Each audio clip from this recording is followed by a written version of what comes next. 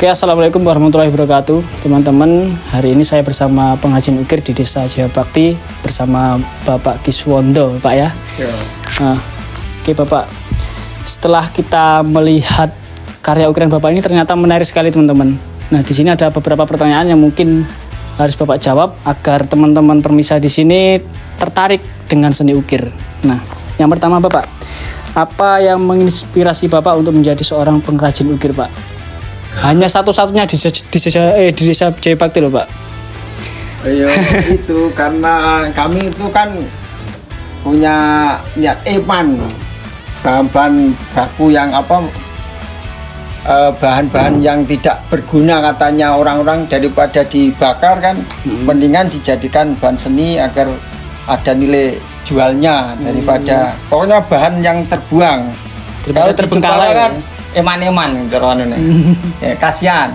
Kalau menjadikan seperti ini kan ada nilai jual nantinya. Jadi barang itu tidak sia-sia dibuang dan dibakar. Saja. Bahan apa saja, Pak, yang biasanya Bapak gunakan untuk karya ukir Bapak? Kalau yang bagus itu memang kayu itu ada pilihan kayu jati. Karena di sini itu kayu jatinya kan tidak ada. Makanya seadanya kayu, yang penting bagus, ada nilai seninya nanti dibikin gitu. Oke ya. Kemudian Pak, bagaimana proses kreatif Bapak dalam menciptakan sebuah karya ukiran dari awal hingga akhir? Biasanya kan seorang pengrajin itu terinspirasi dengan sebuah cerita, dengan sebuah lagu, kemudian diukir seperti itu. Iya. Kalau macam itu, nah begini, melihat di kota-kota, di tempat-tempat orang elit itu malah sekarang itu yang disukai kan barang-barang yang unik, namanya barang-barang antik.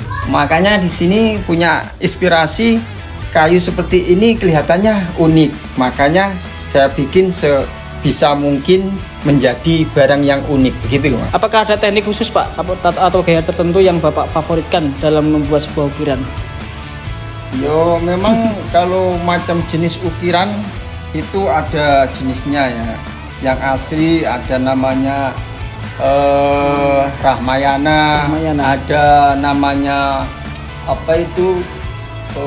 relief, itu namanya relief kan. Yeah. Terus kalau kami di sini tidak seperti itu, tidak mampu, makanya saya bikin kayu-kayu itu yang pakai tulisan-tulisan hot seperti kaligrafi gitulah, ditambah-tambahi sendiri itu untuk supaya ini ada nilai jualnya yang gitu. Terus dipajangkan di tempat-tempat ruang tamu itu nanti kan bagus. Ada pandangan, tidak hanya gambar saja, tapi memang seperti itu kok bisa dipandangi, terus kayak dinikmati, ada kenikmatan tersendiri kan. Seperti itu kan. Pak, dari semua jenis karya ukir di ruangan ini, Pak, mana satu karya yang menurut Bapak paling mengesankan, Pak? Nah, kan banyak ini, Pak, yang paling mengesankan. Kalau bagiku seperti ini, Mas. Ini rumah-rumah pohon ini bagiku mengesankan karena di balik itu seperti lukisan-lukisan itu kan hanya seperti kayak layar di segitu. Cuma gambar. Tapi kalau ini kan memang dilihat dari belakang, dari samping, dari bisa kan kayak asli seperti itu. Terus ada nilainya tersendiri. Yang jelas keunikannya tersendiri seperti ini, Mas. Ini yang paling berkesan bagiku. Tapi bagi peminat orang lain nggak tahu. Tapi yang bagi terkesan ini yang paling kan bisa dirasakan, Pak ya. Iya, bisa sentuh sendiri, terus dilihat. Juga jadi inspirasi kalau kita punya orang kaya terus bikin seperti itu, mungkin bisa kan. Itu buat contoh. Seperti itu, Mas. Kemudian Pak, tantangan terbesar Pak selama menjadi seorang pengrajin ukir ini apa, Pak? Tantangannya itu bagaimana untuk memasarkan agar supaya nilai seni ini dapat menghasilkan penghasilan tambahan lah yang jelas itu, karena kami ini di desa dalaman, Mas. Jadi tantangannya banyak lah pokoknya. Kurangnya alat pendukung juga itu menjadikan kekurangan yang perlu kita tambahi lah. Itu sebagai tantangan, banyak lah tantangannya. Karena kan zaman semakin berkembang mungkin, Iya. Pak. Jadi susah mungkin untuk Terus pemasaran anak seperti muda, dulu. terus zaman sekarang kayak seperti ini kayaknya itu kurang berminat, apalagi malah justru terbalik, orang-orang kaya memang yang suka itu. Karya-karya unik seperti Iya, itu. makanya untuk masyarakat itu kalau tidak ada jembatan-jembatan untuk sampai sana kan sulit.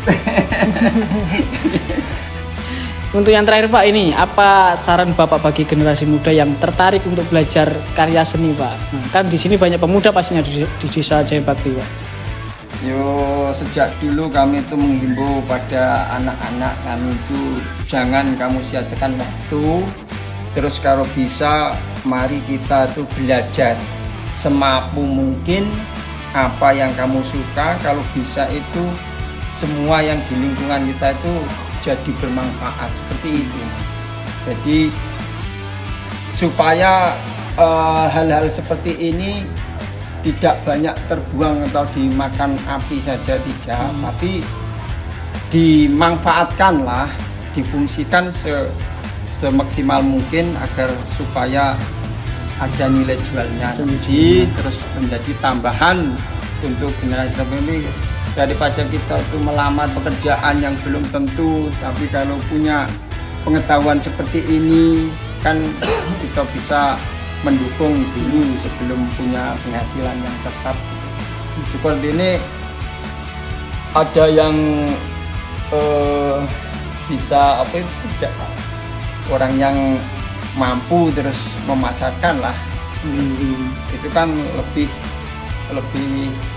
ada kemasukan mungkin seperti itu. Ya teman-teman, sekian wawancara singkat kita.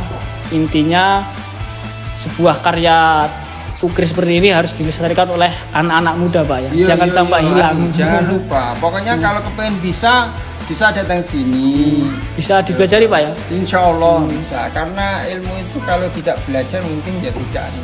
Insya Allah bagi siapa yang suka belajar silahkan ke sini. Oke, terima kasih Bapak. Nah, bagi teman-teman yang mau belajar silahkan datang di rumah Pak Kiswondo, Desa Jaya Bakti. Terima kasih Bapak atas waktunya. Saya akhiri, wassalamualaikum warahmatullahi wabarakatuh.